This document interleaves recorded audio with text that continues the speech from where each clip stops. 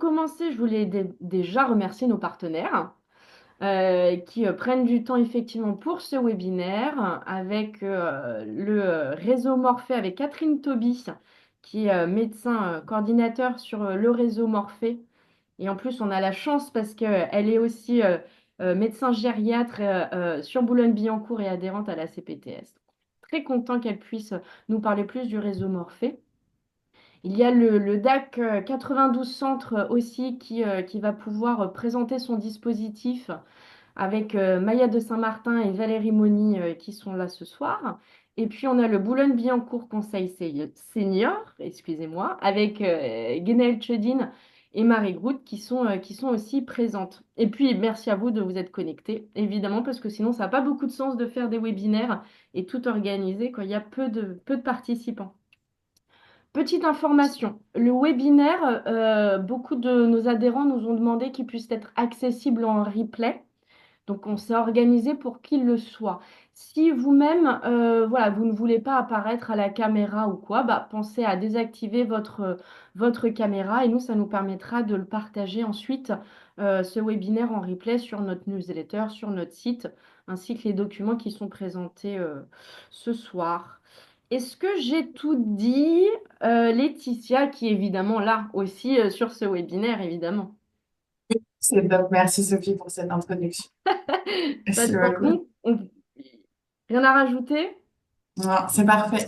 On On peut peut passer. commencer. Alors, on va peut-être voilà, donner la parole à Catherine Toby pour présenter le réseau Morphée. Alors, bonsoir à tous. Donc, le réseau Morphée, je pense que tu peux passer à la slide suivante. Le réseau Morphée est un réseau francilien financé par l'ARS en 98%. On a pour mission en fait de développer et améliorer la prise en charge des troubles chroniques du sommeil et de l'éveil, parce que quand on dort, le but c'est d'être réveillé. Et donc, comment on fait ça? À la fois à travers de l'information et sensibilisation grand public. Ça va être des événements qu'on fait par exemple à la Cité de la Santé une fois par an, ou des webinaires qu'on a pu faire aussi qui sont accessibles en direct ou en replay. Vous pouvez aller récupérer les QR codes sur le site. Il y a un site aussi assez bien fourni avec beaucoup d'informations, qui est très consulté. Et également, on est présent sur les réseaux sociaux. Donc, ça permet de toucher grand public qui, du coup, s'étale au-delà de l'Île-de-France. Mais nous, on est financé pour l'Île-de-France. Après, une de nos grandes missions, c'est l'orientation et l'accompagnement des patients en Île-de-France. Donc, depuis le site et en papier aussi, les patients ont accès à un questionnaire qu'ils remplissent. Ça met à peu près 20 minutes à peu près pour le remplir, qui reprend beaucoup de questions. Enfin, on fait tout le tour en fait des problèmes du sommeil.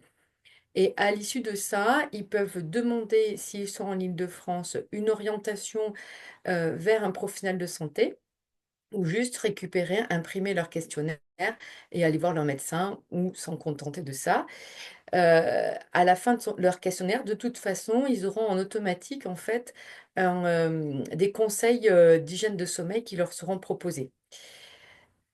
Voilà, donc une fois qu'ils ont rempli et qu'ils demandent l'orientation, à ce moment-là, ben, c'est là que moi, par exemple, j'interviens. Nous sommes trois médecins coordonnateurs. On analyse leur questionnaire et on oriente vers un des membres du réseau Morphée. Essentiellement, ça va être médecin du sommeil ou psychologue spécialisé en thérapie cognitivo-comportementale. Et la troisième possibilité, ce sont des ateliers pour les insomnies qui maintenant sont accessibles uniquement pour les gens en situation de précarité. Donc là, j'y reviendrai parce que c'est là tout notre sens pour ce soir.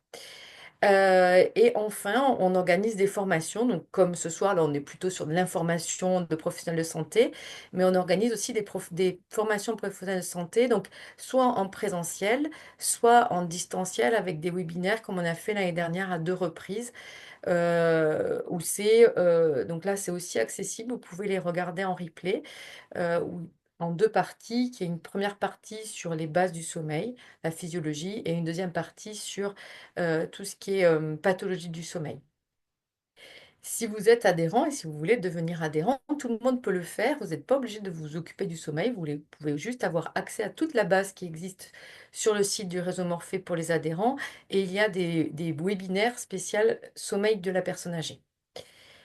Si ça vous intéresse qu'on le fasse plus grand public professionnel de santé, on peut le faire. C'est des petits webinaires qui durent 10 minutes pour voilà, faire des vidéos courtes pour que les gens se mettent à jour.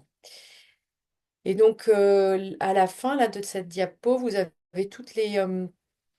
c'est dommage parce qu'on n'a pas, justement, il y en a un spécial sur le sommeil de la personne âgée, mais il existe des petits livrets sur plusieurs sujets, l'apnée, le sommeil de l'enfant et le sommeil de l'adolescent, le bébé, et il y en a un spécial sur la personne âgée. Donc ça, vous pouvez le télécharger, il est en accès libre sur le réseau. Donc voilà, on peut passer à la diapo suivante. Euh, Alors, si on est adhérent au réseau Morphée, on peut bénéficier de plusieurs supports dont je parlais tout à l'heure et aussi formations qui sont surtout basées sur des staffs. Alors, on a deux types de staff, soit des staffs cliniques où là, c'est une fois par mois, où on vient avec un dossier comme à l'hôpital, en fait, et on vient le présenter sur des situations qui nous paraissent compliquées. Encore une fois, on n'est pas obligé d'être spécialisé dans le sommeil. Et justement, du coup, ça vous donne accès à des spécialistes du sommeil qui sont là pour le coup France entière, avec quand même un certain niveau, qui vous permettent de résoudre, soit de savoir vers où orienter, soit d'avancer tout seul si vous y arrivez. Donc ça, c'est valable. Il y a des staffs plutôt orientés médecins, mais tout le monde est invité, tout professionnel de santé. Et il y a des staffs spécialisés pour les psychologues, pour les thérapies cognitivo-comportementales euh, sur l'insomnie, qui est à ce moment-là animé par Sylvain, qui est avec des lunettes, qui est psychologue et qui fait aussi des formations. Et puis aussi, on accompagne en fait les psychologues et les médecins qui se forment au sommeil et qui ont besoin d'être accompagnés sur des choses beaucoup plus simples en fait, comme quel type d'appareil acheter ou lire des choses de base ou quels médicaments prescrire, etc. Et qui ont besoin de monter en compétences. Alors, c'est pas forcément mes diapos, donc je les découvre un peu que vous. Ouais, donc ça, c'est des choses que je disais aussi, mais il n'y a pas après le reste que je voulais dire. Donc, vous avez donc sur le site, effectivement, plusieurs petits webinaires. Donc, vous avez la liste hein, sur l'insomnie, la somnolence, les patients sous PPC, sur les enfants, là, c'est moi le sujet aujourd'hui, la femme enceinte aussi. Mais on a fait aussi, par exemple, sur la femme ménopausée. Là, j'en ai fait un sur la personne âgée, je suis en train d'en faire un sur le Parkinson. Donc, on tisse voilà, un rayon assez large. Dans ce qui n'est pas sur les diapositives et qui nous concerne plus ce soir, c'est deux choses pour les aidants. Tout d'abord, donc sur les ateliers insomnie dont je parlais tout à l'heure, qui sont orientés pour les précaires, on y a inclus les aidants parce qu'on a considéré que ils étaient en situation de fragilité. Donc ça, c'est une de nos psychologues qui anime ces ateliers-là, mais là, pour le coup, c'est pas, on vient au réseau Morphée, on demande de l'atelier, c'est par le biais des accueils de jour ou de structures, en fait, qui vont accueillir des aidants et vers lequel elle va aller. Donc si ça intéresse à Boulogne, je pense que ça n'a pas encore été fait, on en a fait pas mal sur Paris.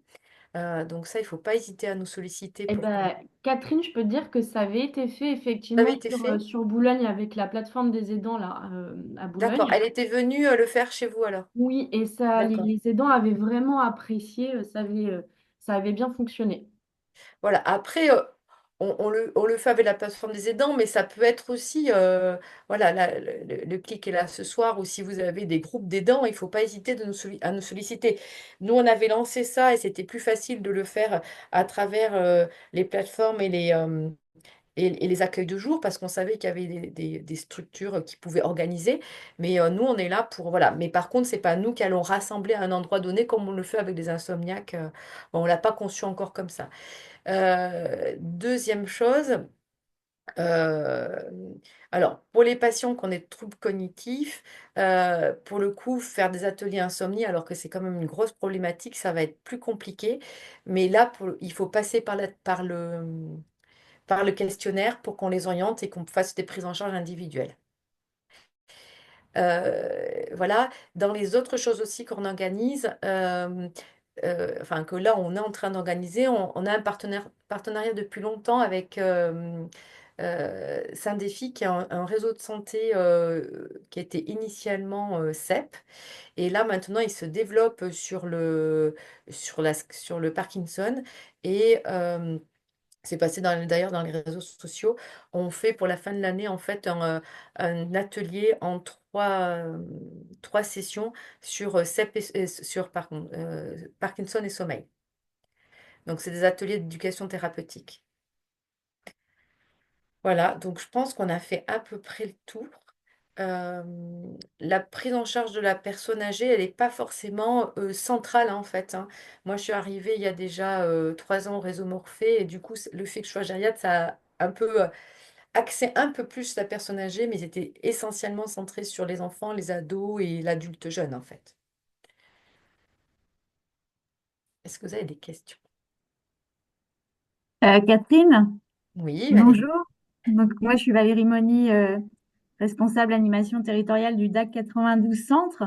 Catherine, je voulais savoir, est-ce que justement l'insomnie, c'est un sujet, enfin le sommeil, c'est un sujet notamment dans les pensions de famille Aurore où on intervient, où on a mis en place des permanences d'accès aux soins. Est-ce que tu crois que c'est quelque chose qu'on pourrait... C'est un sujet qui revient, on l'a noté là, problématique de sommeil. On est sur un public qui est précaire hein, pour le coup. Oui, alors Euh, la précarité, il faut pas s'inquiéter. Enfin, nous, on s'occupe de tout le monde, hein. C'est ouais, juste dans le j'ai bien financement compris. des ateliers. Avant, c'était tout venant et je sais plus, mais c'était style 300 personnes qui étaient prises en charge en atelier gratuitement du coup, avec un financement ARS. Et l'ARS nous a dit non, il y a très peu de gens. Enfin, vu le peu que vous avez, il faut les orienter vers des gens qui ne peuvent pas se le payer ou qui sont en Ouais. fragilité, etc. Voilà. Donc après, oui, on est là pour ça. Après, bah, il faut qu'on en parle. Mm. Aurore, c'est des gens en situation de handicap, non? Non, non, non, pas forcément. Enfin, il peut y avoir, il y a des troubles psy. Après, il y a certains actifs, mais sinon, c'est plutôt des personnes retraitées Ils sont avec un. hébergés là. Oui, c'est un logement. C'est vraiment D'accord. un Oui, oui. logement. Ouais, Non, mais après, ce qui est intéressant, alors, la limite de la prise en charge de l'insomnie en particulier, hein, parce que c'est quand même ça qui est un gros sujet, hein. Parce que finalement, l'apnée, on trouve beaucoup de gens pour arriver à être enregistrés, diagnostiqués, traités, ça pose pas trop de problèmes. L'insomnie, c'est essentiellement un problème comportemental, en fait. Enfin, comportemental, il n'y a aucun jugement, mais c'est comme ça qu'on le dit. Et bah, en fait, ça va demander quand même une mobilisation des gens pour la prise en charge et que ça avance. Euh, et quand c'est pas leur priorité parce qu'ils ont d'autres problématiques qui sont bien plus embêtantes, ouais, financières, de logement, des choses comme ça, on s'est rendu compte qu'en fait, c'était pas du tout adapté d'intervenir en leur disant, écoutez, il faut être actif, il faut se exposer à la lumière, il faut avoir des heures de régulier quand vous êtes à plusieurs à dormir dans une chambre qui n'est pas confort, non, etc. Voilà. ouais, Non, mais je dis juste ouais, ouais, je vois dire qu'on bien. on a réfléchi sur des choses, mais quand la structure, c'est une vie qui est, on va dire, standard, on va dire, tu vois, Mm. et ben ça, oui, oui, avec grand plaisir, parce que déjà, au moins, de venir pour expliquer la base, en fait, du sommeil, hein, Mm. de façon totalement euh, pédagogique, ça remet au point déjà beaucoup de gens et ça les soigne. Enfin, c'est déjà de se dire Ouais, qu'on ne regarde pas les écrans jusqu'à minuit, on éteint l'écran et puis on veut dormir, ça ne marche pas. Voilà. Il y a des choses de base dans la vie. Quand on le dit, finalement, on se rend compte que ça améliore bien les gens. Donc oui, Mhm. avec plaisir. Ok, ok, bon, bon, on en rediscutera. Merci. Oui, oui. Oui. est-ce que d'autres personnes avaient des questions? On est arrivé Oui, quasiment à la fin des questions pour moi la j'ai juste présentation du ouais, réseau. une question à poser parce que je découvre en fait l'existence du réseau et je me pose donc peut-être des questions un peu basiques, mais est-ce qu'il y a une entité sur Boulogne du réseau ou est-ce que c'est uniquement Alors non, Boulogne? en fait le réseau il est présent sur l'Île-de-France.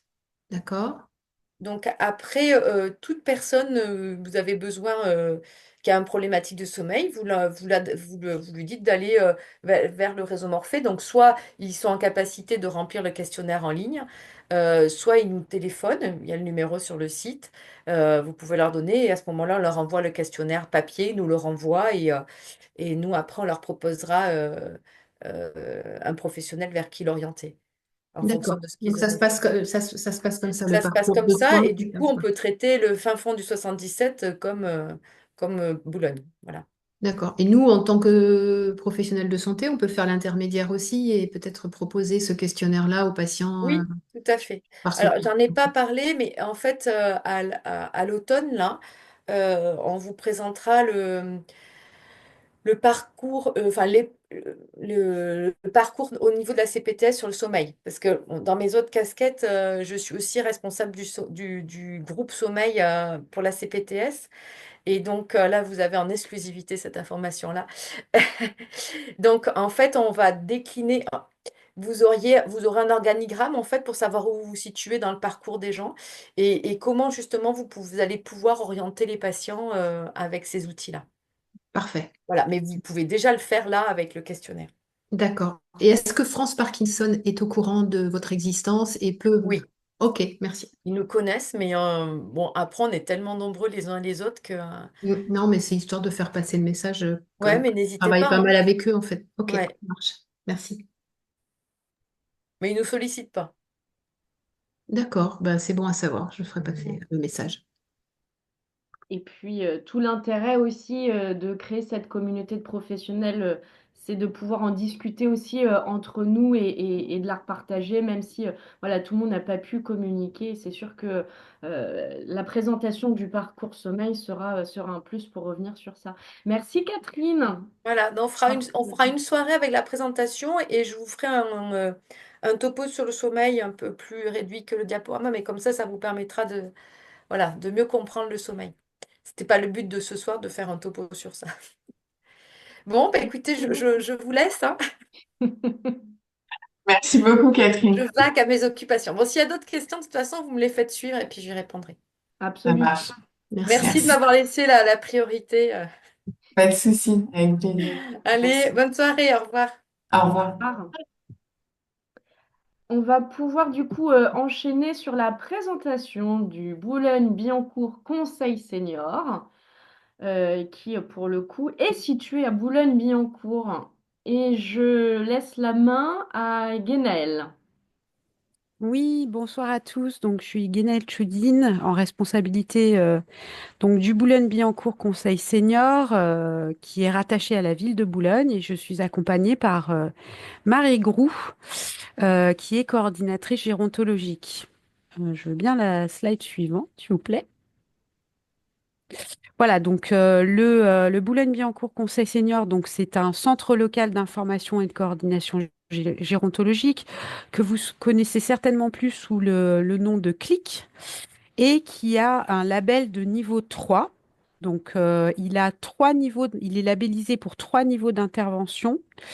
Le premier, c'est tout ce qui concerne l'accueil, l'information et l'orientation. Donc, je ne vais pas déployer tout ce qu'on a écrit, vous le retrouverez dans le PowerPoint, mais on est vraiment sur un niveau, voilà, donc on a un espace accueil dans lequel les seniors peuvent venir poser des questions sur tous les sujets en fait qui les concernent et où on peut leur donner les premières informations et avoir déjà une pré-analyse en fonction des éléments de situation qui nous amènent.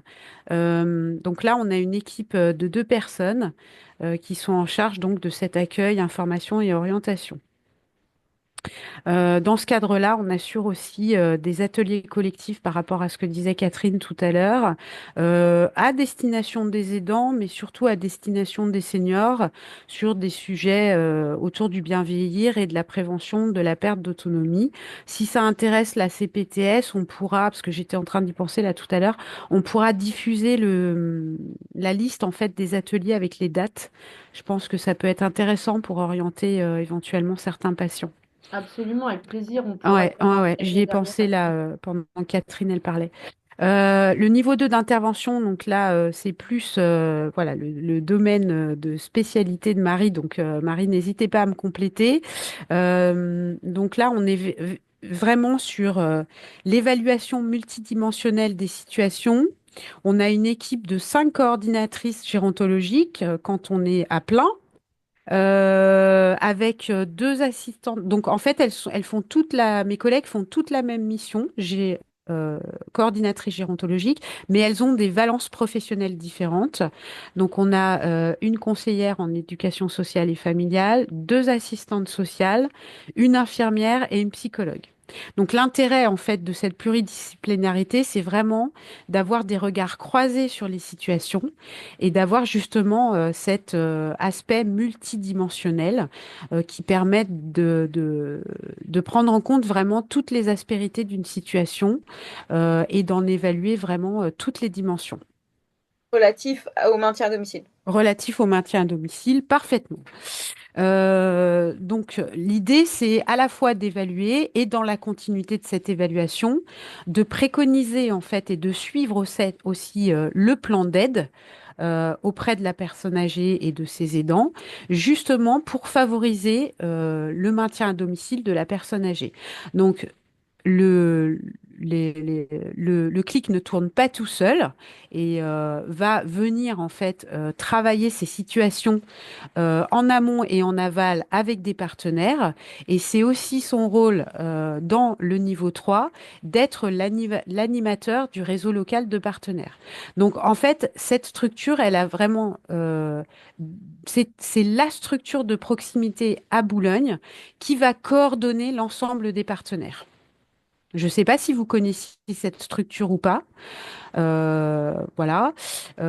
Donc, les principaux orientateurs, on a vraiment les hôpitaux, les médecins, enfin voilà, les services départementaux, les soignants, et puis aussi d'autres partenaires plutôt du domaine social. Et ça peut être aussi la personne elle-même ou ses aidants ou son voisinage.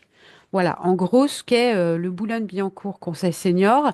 Mais je pense que tout à l'heure, Marie vous parlera de situations et ça vous permettra vraiment de voir dans le concret comment cette structure intervient vraiment au quotidien auprès des seniors.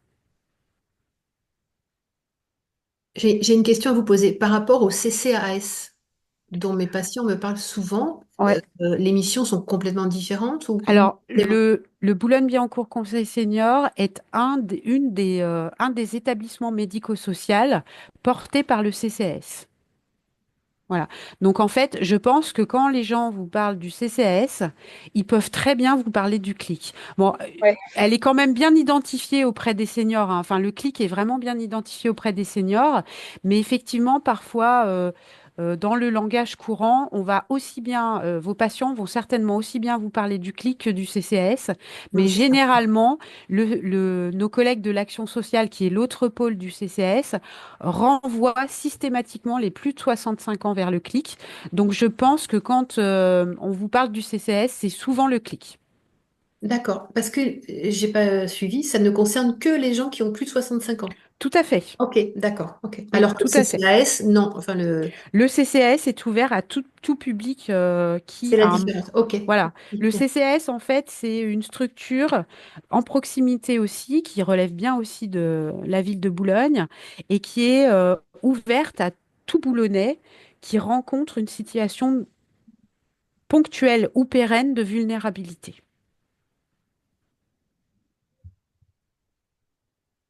Merci Guénel pour cette présentation du coup du BBCS. C'est vrai que parfois les professionnels peuvent être, et puis tout le monde peut être un petit peu perdu dans les noms, les appellations. Moi, en tout cas, pendant ma formation, c'est vrai qu'on vous connaissait sous le nom du CLIC. Et effectivement, c'est bien de pouvoir aussi faire ce lien, cette association avec le BBCS. Je vous propose qu'on passe à la présentation du dernier dispositif, le DAC du 92 centres. Ça vous permettra de comprendre aussi les spécificités de ce dispositif. Et puis ensuite, on vous présentera deux situations cliniques, enfin, deux situations concrètes pour bien comprendre comment le DAC et le BBCS peuvent s'articuler, excusez-moi, autour de la prise en charge, l'accompagnement des personnes que vous pouvez orienter. Euh, Maya, je te Oui, laisse la parole. oui, merci. Donc, je suis Maya de Saint-Martin, je suis la directrice du DAC 92 Centre. Donc, c'est un dispositif d'appui à la coordination qui est financé par l'Agence régionale de santé. Et donc, il y en a sur tous les territoires d'Île-de-France. Donc, il y en a 22 en Île-de-France. Et nous, voilà, notre territoire, c'est le centre des Hauts-de-Seine. Et nos missions, donc on a 3 missions. C'est l'information et l'orientation vers les ressources du territoire, c'est-à-dire que toute personne peut nous appeler pour une question ou une difficulté concernant son parcours de santé.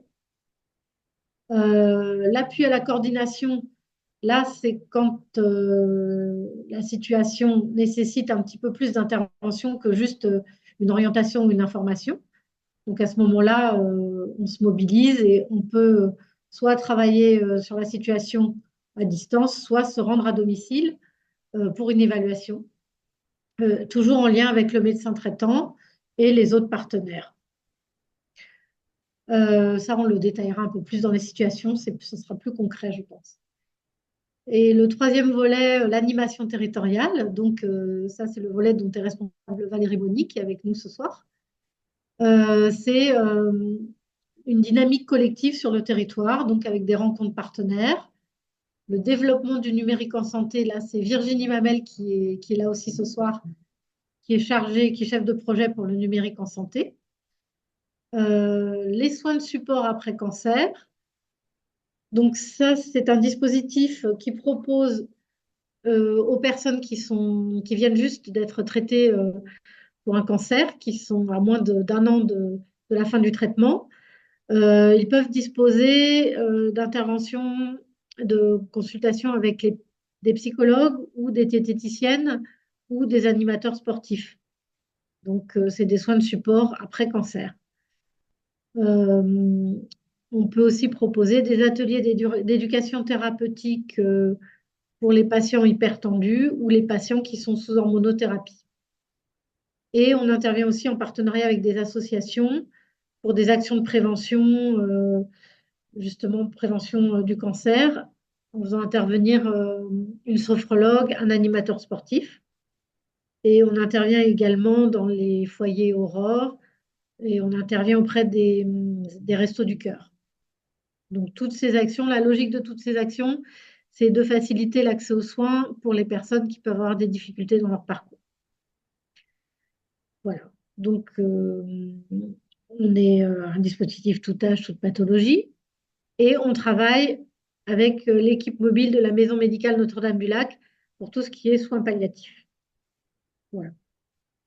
Donc, j'ai détaillé tout ça, mais ce que vous pouvez retenir, c'est si pour un de vos patients, vous avez une question sur la fluidité de son parcours de santé, vous pouvez nous appeler et nous poser la question.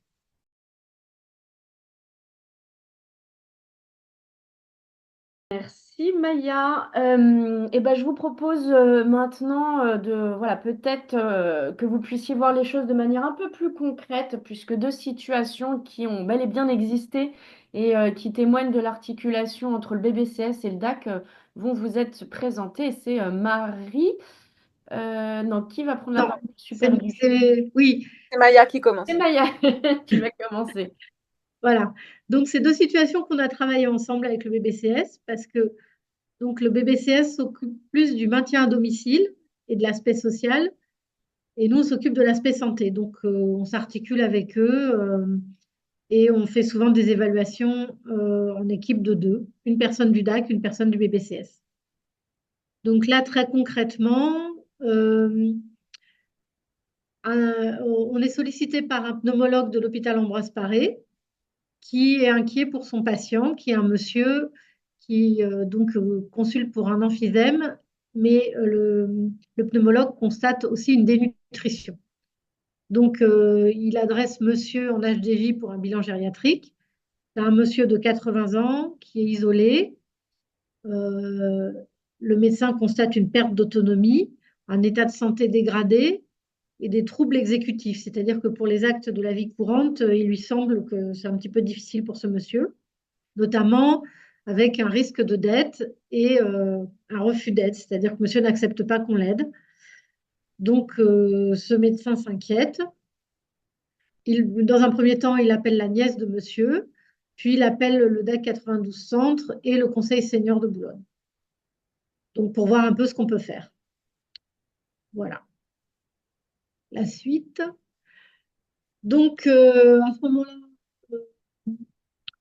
le DAC et le BPCS réalisent une première évaluation. Ah, Maya, on ne t'entend pas très bien. Ah oui, C'est mieux, ça va. ça va, parfait. Donc, une première évaluation est réalisée.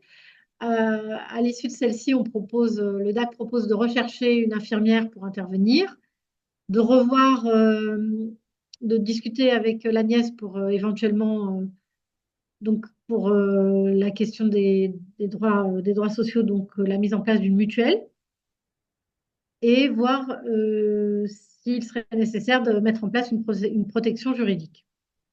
Le BBCS détaille un petit peu la procédure pour demander l'APA. Donc, l'APA, c'est l'aide à l'autonomie. Donc, ça, c'est auprès du conseil départemental que ça se demande.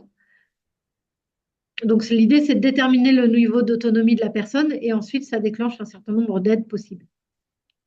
Et le BBCS communique les coordonnées d'auxiliaires de vie et de portage de repas à domicile qui sont donc des dispositifs gérés par la ville.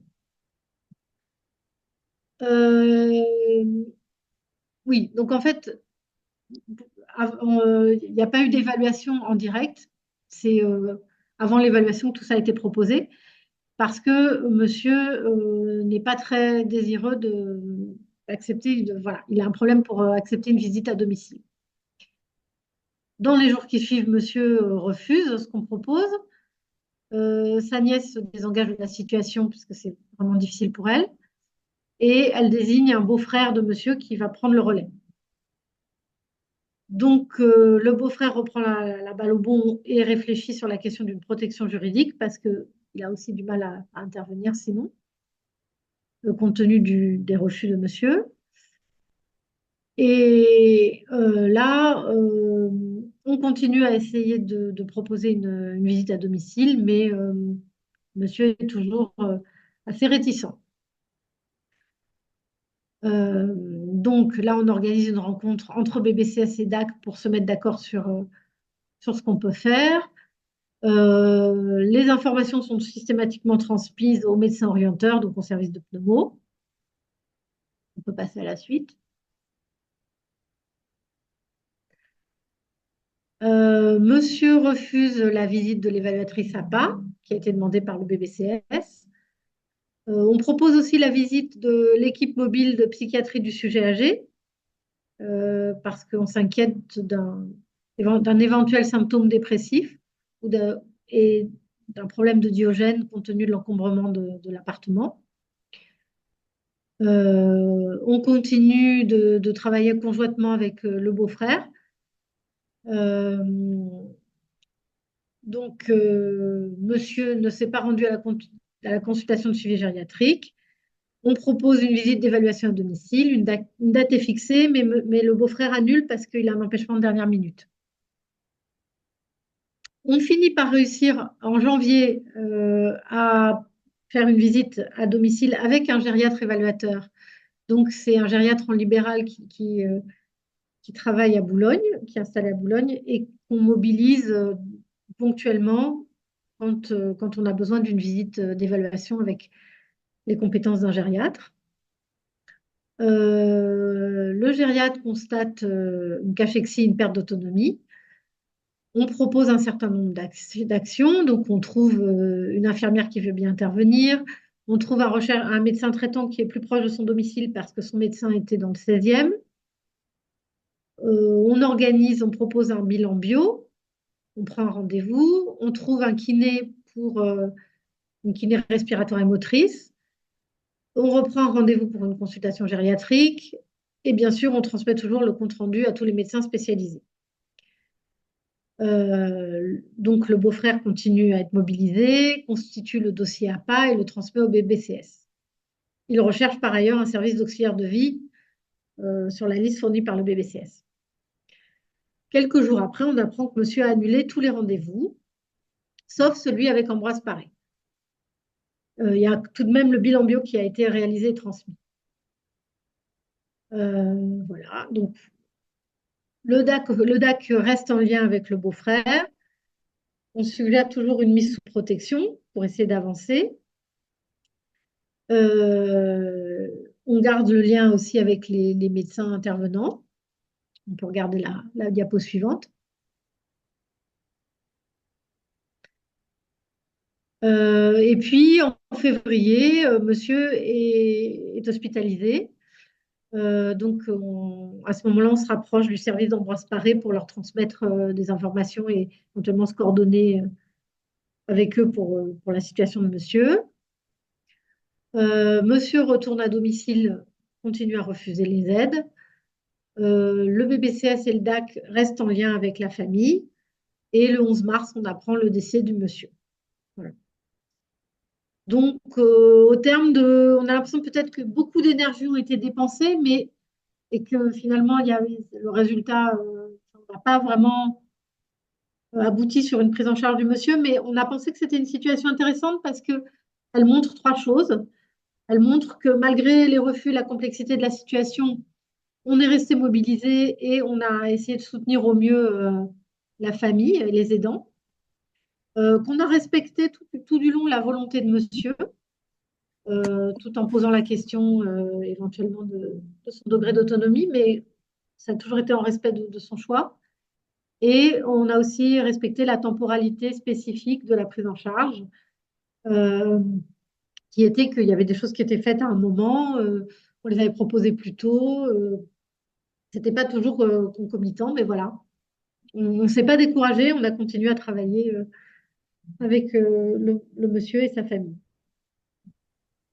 Est-ce que vous avez des questions par rapport à ça? Merci Maya. Alors peut-être des questions très très rapides, mais ce que je vous propose ensuite, c'est qu'on enchaîne sur la situation 2 et qu'on puisse vraiment revenir après sur un peu toutes ces questions.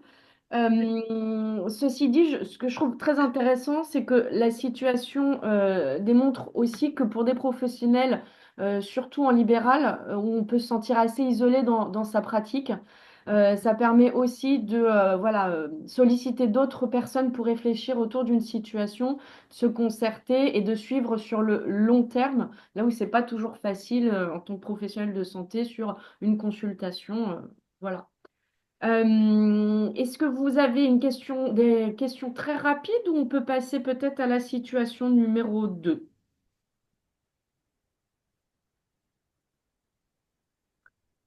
Alors peut-être passons à la situation numéro 2.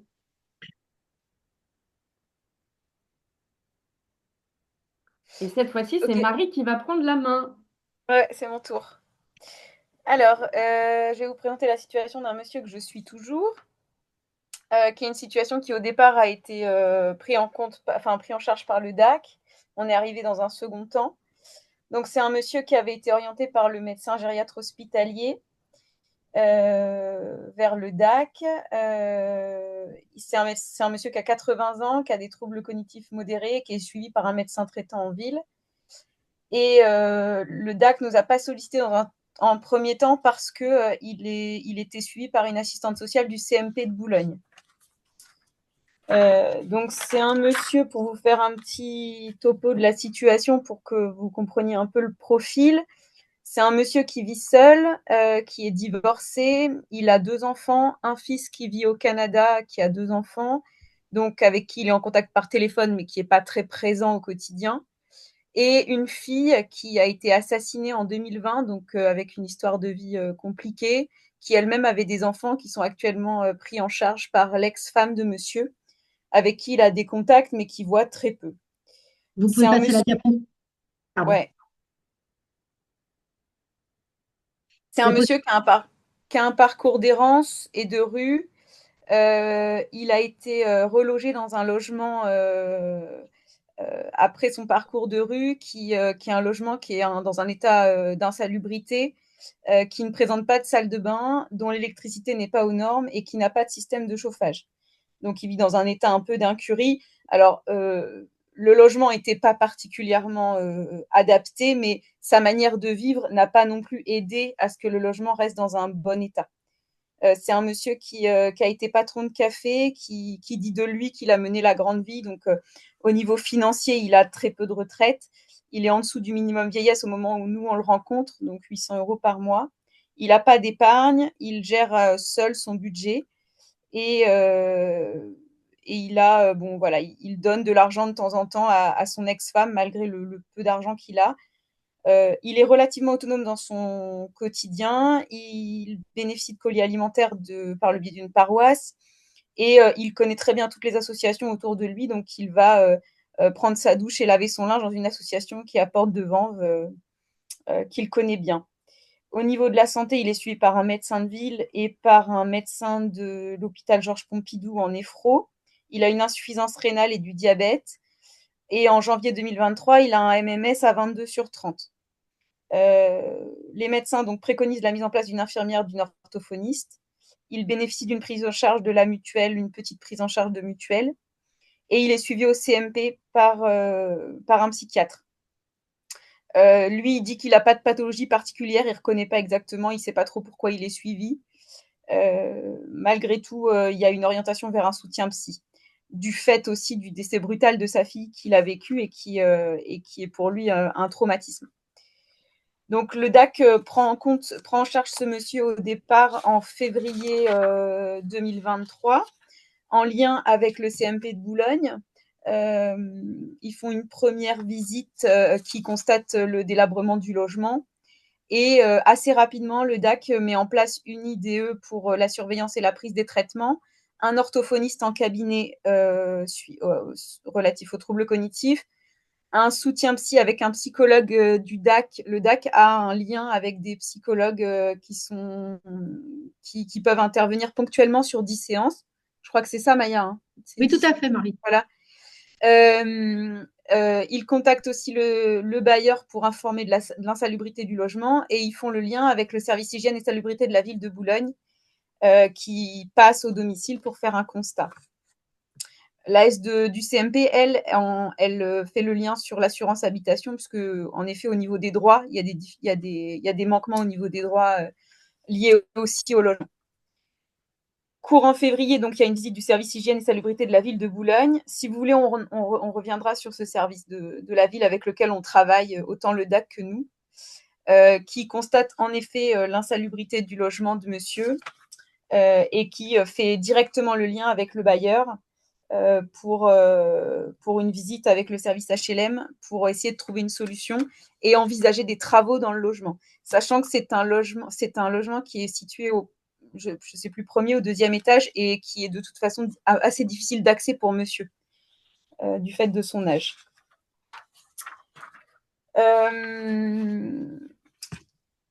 T'as passé là? Oui. Le DAC. Ouais.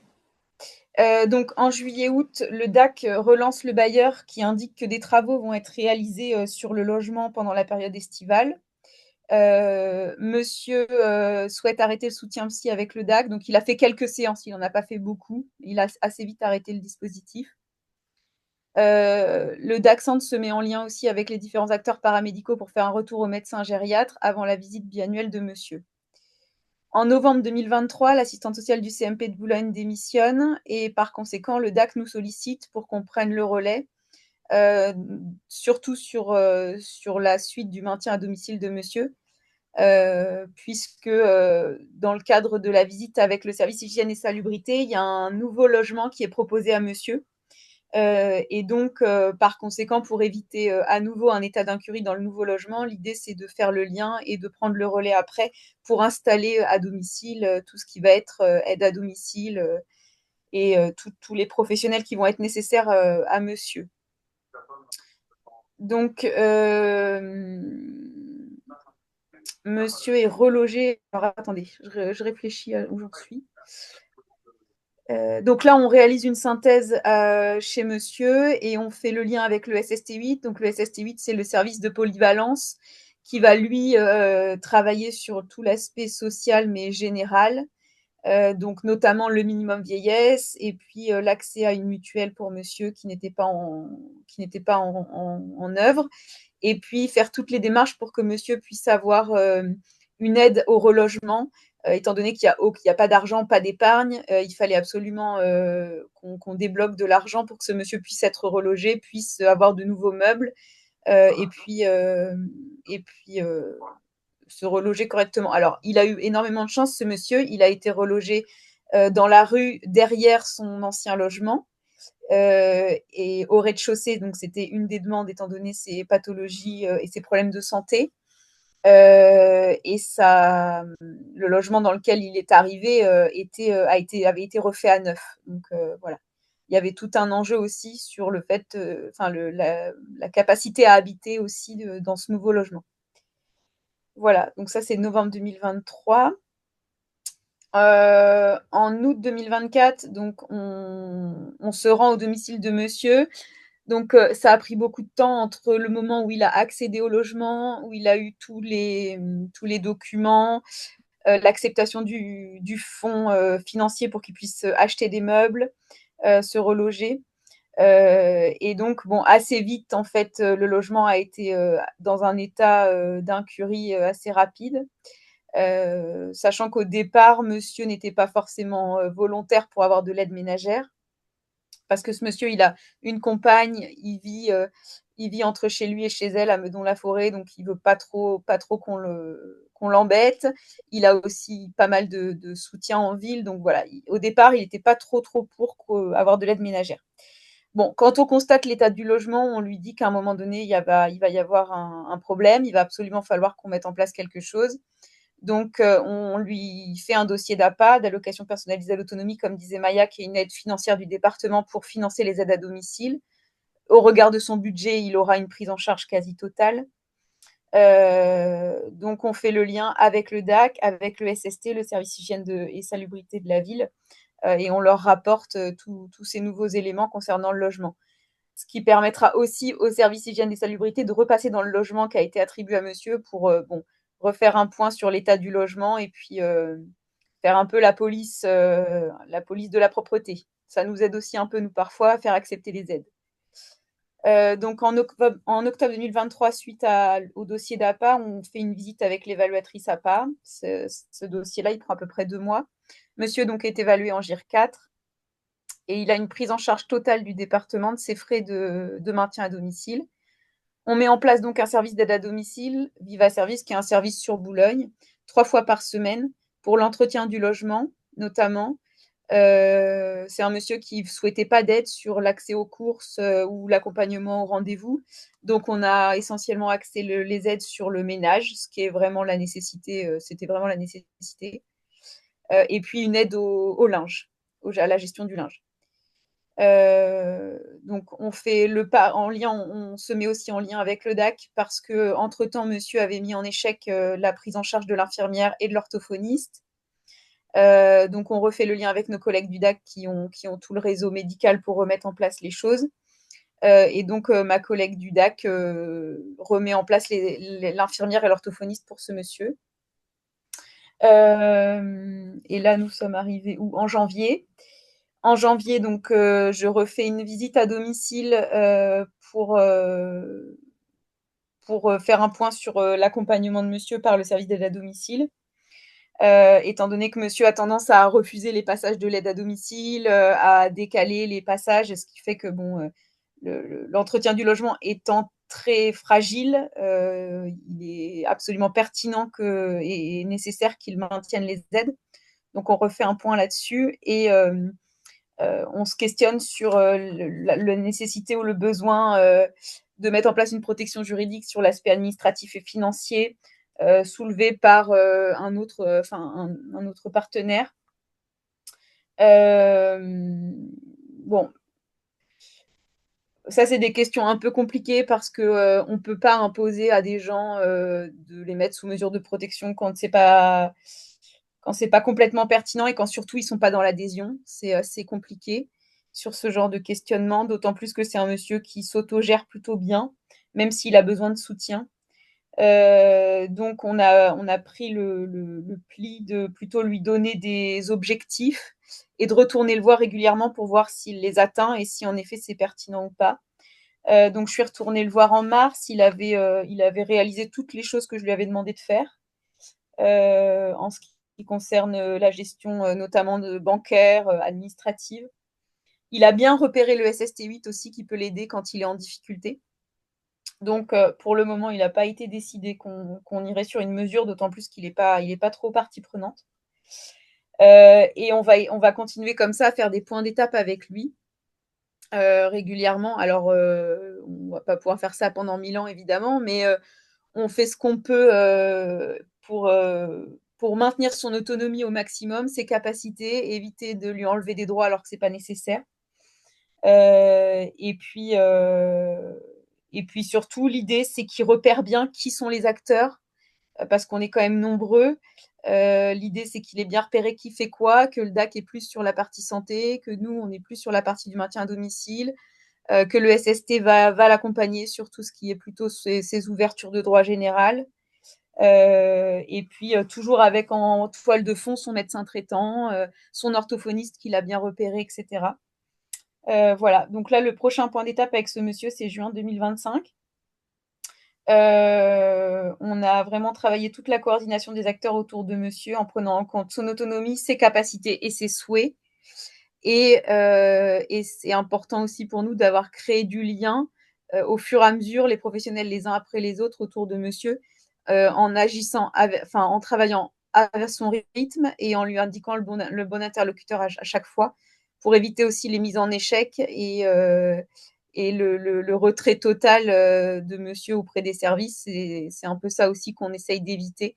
C'est que derrière, si on lui impose trop de choses, qu'il refuse absolument tout et qu'il reparte dans une situation dramatique comme on l'a découvert au départ, c'est-à-dire totalement incurique et en rupture de droit totale.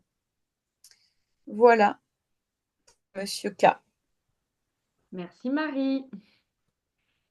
Est-ce que certains d'entre vous auraient des questions? Est-ce que ce genre de situation vous parle? Est-ce que ces cas sont assez concrets pour vous faire penser à peut-être des personnes que vous avez dû accompagner pour lesquelles vous étiez en difficulté?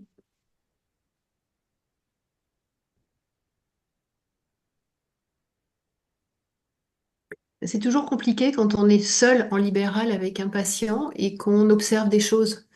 Voilà, on constate que les enfants sont absents, que finalement ils sont perdus à plein d'égards et on ne sait pas comment les aider, qui appeler, quoi faire, qu'est-ce qu'on a le droit de faire. Euh, c'est- et en même temps, est-ce qu'on peut échanger entre nous des documents, des dossiers médicaux? Enfin, en l'occurrence, est-ce qu'on peut? Qu'est-ce qu'on doit partager? Qu'est-ce qu'on a le droit de faire et de dire en tant que Alors, professionnel libéral? oui, tant qu'on n'a pas l'accord de la personne, on peut pas, on peut échanger de façon anonyme, c'est-à-dire on ne peut pas partager des données concernant la personne sans son accord. Mais en revanche, il peut arriver que des professionnels nous appellent et ne nous donnent pas le nom de la personne qui les préoccupe, et à ce moment-là, on peut discuter de la situation. Est-ce que j'ai répondu à votre question? Oui, oui, oui, absolument. Ouais, c'est vrai que ça, c'est des choses, quand on est en libéral, on sait pas trop, on en fait des domiciles, on observe des choses, on se dit, mais est-ce qu'on a le droit Alors Oui. souvent, c'est vers le médecin généraliste qu'on se retourne, nous, paramédicaux. Mais allez, là, c'est intéressant de savoir que les structures comme les vôtres existent. Maintenant, qu'est-ce que nous, on peut faire quand on observe des choses dans votre direction? Bon, vous venez de me répondre. Après, nous, on Anonyme. a, ouais, nous, on a, on peut pas agir quand la personne n'est pas d'accord, mais par contre, on peut lui proposer. Donc, on sera toujours dans l'aller vers. En fait, l'idée, c'est ça, c'est qu'on soit dans l'aller vers la personne. Après, elle se saisit ou elle se saisit pas. Bon, parfois, c'est pas le bon timing, parfois, c'est pas la bonne personne. Mais l'important, c'est que ça chemine et qu'elle sache qu'il y a des dispositifs qui existent. Nous, on a tous les deux, autant le DAC que nous, des flyers assez simples qu'on peut aussi vous donner, que vous ayez toujours dans votre pochette et que quand vous constatez une situation où il y a une difficulté, que vous laissiez le flyer avec notre numéro. Peut-être peut-être elle appellera pas. Et si vraiment vous constatez qu'elle ne sera pas en capacité d'appeler ou que elle ne sera pas du tout dans l'adhésion, nous, on peut, si on a bon, au moins ses coordonnées, son nom et son âge, appeler, nous présenter, expliquer ce qu'on fait. Et après, si elle veut pas, il n'y a pas d'obligation. En l'occurrence, que ce soit le DAC ou nous, on fait de la visite à domicile. Le DAC, je ne sais pas si vous pouvez recevoir au bureau, mais nous, à Boulogne, on peut aussi recevoir au bureau. Donc, on a aussi des gens qui ne veulent pas qu'on voit leur domicile, qui nous disent, bah non, mais moi, je ne veux pas. Donc, on envoie des courriers de mise à disposition et on leur dit, bah, si vous ne voulez pas qu'on vienne à domicile, il n'y a pas de souci, vous pouvez venir au bureau, on se présente, on présente toutes nos missions, on vous explique ce qui existe, et puis après, bah, vous vous saisissez ou pas, c'est pas un souci, quoi. Voilà. Donc ça, c'est dans le meilleur des cas, une personne qui n'aurait pas de troubles cognitifs. Hein. Voilà. Une personne qui a des troubles, bon, on va un peu plus insister pour la visite à domicile parce qu'on voit tellement beaucoup plus de choses, nous, en VAD. Et puis parce que derrière, on aura besoin de documents et en visite à domicile, c'est beaucoup plus simple. Donc on a beaucoup de techniques maintenant, on a développé tout un argumentaire qui permet qu'elles acceptent la visite. Assez souvent, on y arrive. Mais bon, en tout cas, on essaiera. C'est toujours ce qu'on peut faire.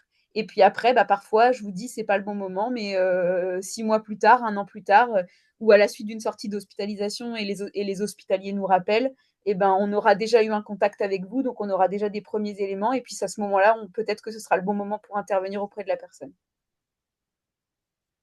Tout à fait, c'est exactement ça. Et puis c'est vrai que vos dispositifs, que ce soit autant le BBCS ou le DAC, vous proposez tellement de choses variées qui fait que parfois la personne peut être accrochée par rapport à quelque chose qui n'est pas finalement l'objectif numéro un à la base pour l'accompagnement, mais qui va être peut-être plus séduisant à la base, hein, que ce soit un atelier, que ce soit d'aider un peu un accompagnement pour une demande d'allocation ou quelque chose. Et puis finalement, une fois que la personne crée des liens avec nos partenaires, c'est vrai qu'à partir de ce moment-là, l'évaluation est aussi un peu plus simple à faire et les propositions un peu mieux acceptées. Tout à fait. Merci Sophie. Est-ce qu'il y a d'autres questions, peut-être J'avais des questions.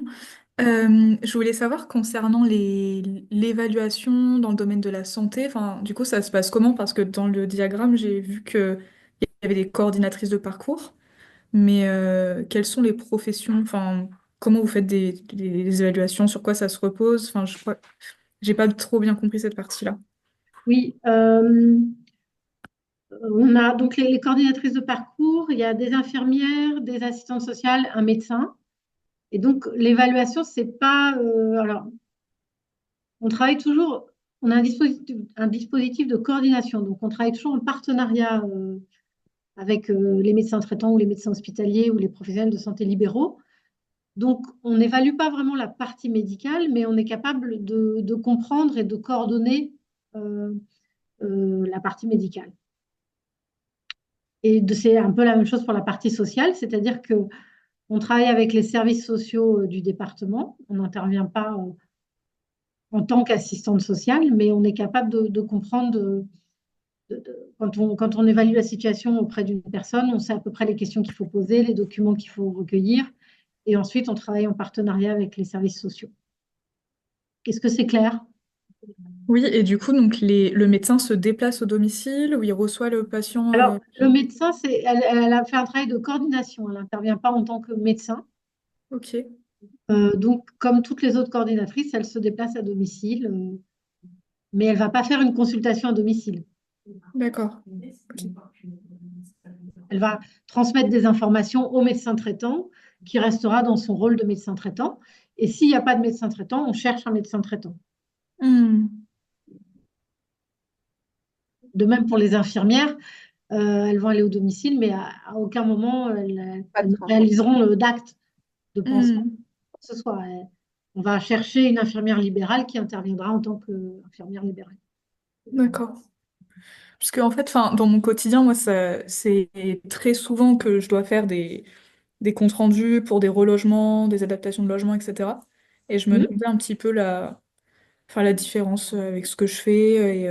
Parce que c'est vrai que bah, du coup, je pense que j'ai jamais eu de compte rendu de ce style entre les mains, parce que je pense que les gens passent soit par le DAC, soit en libéral. Enfin, je sais pas trop comment ça se passe, mais c'est vrai qu'en tout cas, là, dans ce qui a été décrit, je me retrouvais quasiment à 80% dans ma profession, quoi. Donc, c'est pour ça que je me pose un peu des questions Est-ce sur... que vous pouvez me rappeler votre profession?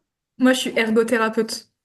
Donc, Oui. en fait, enfin, tout ce que je voyais là dans les comptes rendus, j'avais l'impression que c'était complètement ce que je fais, mais du coup, toute seule de A à Z. Donc, je me dis que, waouh, ça peut être cool s'il y a... s'il y a des personnes qui peuvent prendre le relais, mais je me demandais dans quelle situation, du coup, on ferait plutôt appel à un ergo plutôt que ce type de structure. Après, je sais que parfois c'est explicite, enfin, que les bailleurs, ils demandent, voilà, il y a marqué dans leur demande compte rendu ergothérapeute. Dans ce cas-là, je pense qu'il n'y a pas forcément de doute, mais dans d'autres situations, c'est vrai que parfois on m'appelle et tout simplement, j'ai pas assez de place. Donc, c'est vrai que si parfois je pouvais passer le relais, ça pourrait être pas mal, mais je sais pas dans quelle situation on peut basculer de l'un à l'autre, quoi. Alors, nous, on travaille aussi avec des ergothérapeutes en libéral, justement pour des évaluations d'ergothérapeutes. Oui, donc c'est Donc, ça. Ok. ça, on ne le fait pas. Oui, c'est ce que je me disais, mais sur quoi se base la visite à domicile, etc. Mais ok, donc c'est plus clair. Ouais, ouais. C'est, En fait, nous, on intervient. Excuse-moi, Maya. Vas-y, Marie. Nous, nous, on intervient avant vous, en fait. C'est techniquement, on Oui. constate plein de choses à domicile et en fait, on réoriente vers vous parce que on constate qu'à domicile, le logement, il n'est pas adapté. Et donc, on a besoin d'un ergo pour faire une vision générale. Alors, nous, on passe beaucoup par Agir Carco, par exemple, qui, bon, maintenant, ça fonctionne plus, mais avant, ça fonctionnait comme ça, où bah, le bailleur, en l'occurrence, voilà, et qui a besoin de faire une adaptation, et parce que derrière, il faut mettre en place du matériel. Donc, Oui, en fait, nous, on va aller à domicile et du fait de nos professions les uns les autres, donc nous, c'est pareil que le DAC, mais on a une psycho, une infirmière, voilà, qui voit des choses aussi et qui vont dire, bah là, en l'occurrence, il faut absolument une adaptation de la salle de bain parce que c'est source de chute et il faut aussi une téléassistance, il faut aussi du portage de repas, il faut aussi une infirmière. Et après, nous, on va solliciter les partenaires locaux qui font ces choses-là. Donc, oui. on est un peu un premier palier de, enfin oui, d'évaluation. Et ensuite, on va coordonner en renvoyant vers les partenaires dont on a besoin en fait pour le Ouais. maintien à domicile de la personne. On Donc va c'est vous pas forcément solliciter. moi qui dois vous envoyer les demandes, Bah, en fait. après, à l'envers Seulement dans votre peut-être cas à vous, une partie ouais, sociale, en fait. ouais, à l'envers dans votre cas à vous, c'est vous êtes contacté par un bailleur et vous constatez à domicile que la personne elle a des gros troubles, qu'elle aurait besoin d'une aide ménagère, qu'il n'y a pas d'infirmière et que les médicaments traînent par terre. En fait, quand vous allez à domicile, de toute façon, L'insalubrité. Enfin, je voyais qu'il y avait un problème d'insalubrité. Ça, c'est vrai que ça d'insalubrité, m'arrive voilà. Et 3 ben cas c'est sur 5. Je pense qu'il y a de la voilà. nourriture partout, quoi.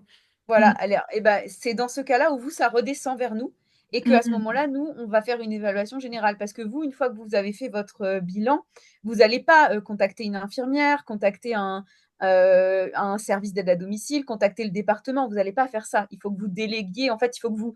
C'est comme vous allez, comment dire, signaler la situation à d'autres personnes qui vont pouvoir prendre le relais. Mm.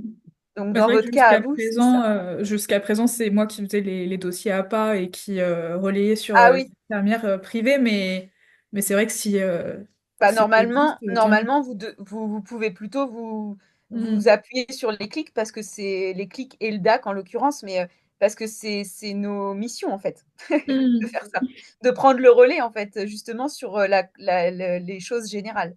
Mm. Non, mais c'est vrai que j'ai Voilà. jamais eu de patients en commun, je pense, mais c'était l'occasion ce soir justement de d'échanger. Tout à fait.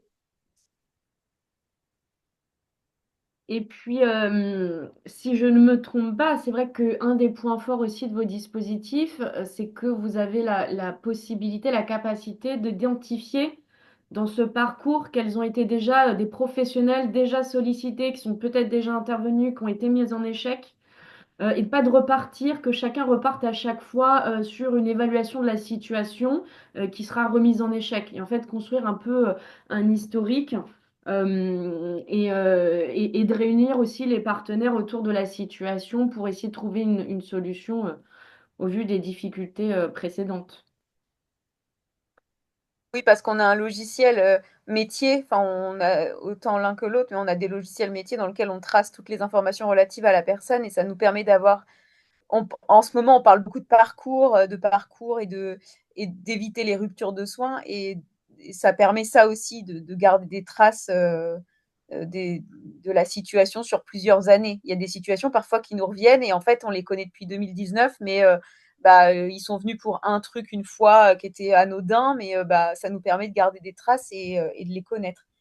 Nous, on a un logiciel en plus qui est commun avec le CCAS et les gens passent beaucoup plus par le CCAS pour des petites choses. Donc, ça nous permet de garder des traces et de voir l'évolution des situations et de constater que parfois, là, c'est bizarre, ils sont venus 3 fois pour la même chose en un mois, ou alors on leur a envoyé 3 fois la documentation, ils ne se sont pas saisis. Bon, c'est peut-être que là, il va falloir aller en visite parce que en fait, c'est beaucoup plus profond que ce qu'on peut nous décrire, ce que peut nous décrire le voisinage, par exemple. Oui. Et par exemple, j'imagine un patient qui serait hospitalisé en Ambroise Paré suite à des chutes de manière quand même répétitive, récurrente. Et en fait, on pourrait constater que, bah oui, la première fois, il y avait déjà une évaluation qui avait été faite par l'ergo sur l'aménagement du domicile, mais une fois l'évaluation, il y avait peu de choses qui avaient pu être mises en place. Finalement, pourquoi il n'y a pas des choses qui sont mises en place? Est-ce que c'est des difficultés financières? Enfin, qu'est-ce qui bloque à chaque fois et de pouvoir trouver les leviers pour réintervenir? D'où le fait que vous intervenez aussi longtemps sur autant d'années parfois.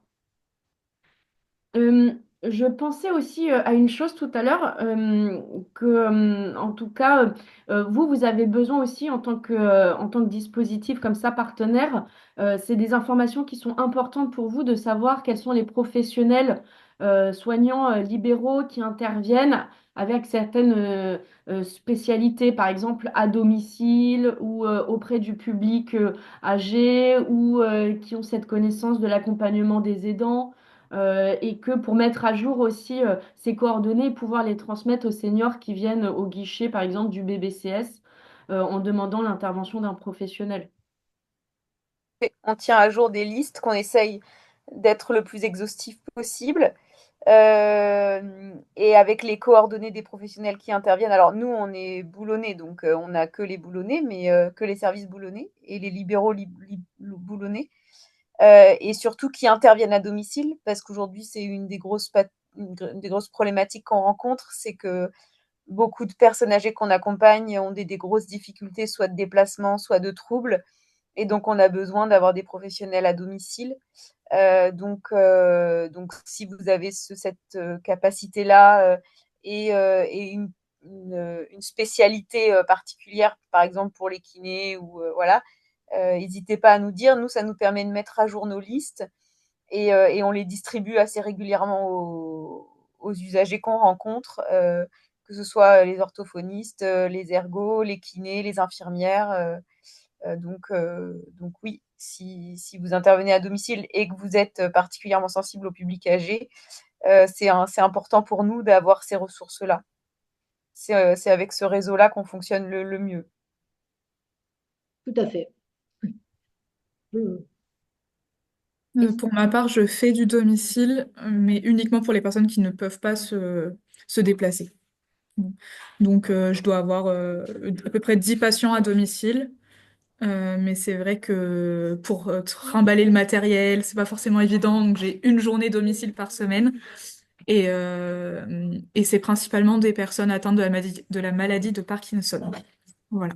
Je fais pas de troubles cognitifs. C'est plutôt pour de la motricité fine, travail de la force au niveau des mains et de la dissociation et de la sensibilité tactile, et également tout ce qui est geste du quotidien. Donc autonomie, savoir manger seul, savoir s'habiller seul. Et après, bah, par contre, les visites à domicile, ça forcément c'est à domicile. Mais j'en fais une par semaine. Parce que vu qu'il y a beaucoup de rédaction derrière, je peux pas en faire plus, vu qu'après il y a les bilans pédiatriques qui se rajoutent. Donc voilà. Mais sinon, après, je reçois pas mal au cabinet, mais ça dépend de l'évolution de la pathologie, si les personnes sont assez autonomes ou pas. Merci. Est-ce que d'autres personnes souhaitaient poser une question? On a encore un petit peu de temps.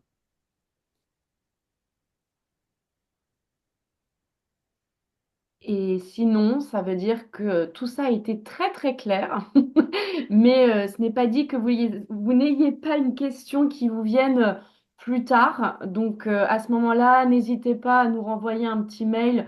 Voilà, si vous aviez une question et on pourra essayer de voilà, y répondre le mieux possible, même après. Et puis vous aurez de toute façon les coordonnées de nos partenaires également pour maintenant maintenir ce lien et les solliciter si besoin. Tout à fait. Merci Voilà. beaucoup, tout le monde. Merci à vous. Merci à Tout à tous. fait, Bonne merci soirée. beaucoup. Bonne soirée. Merci à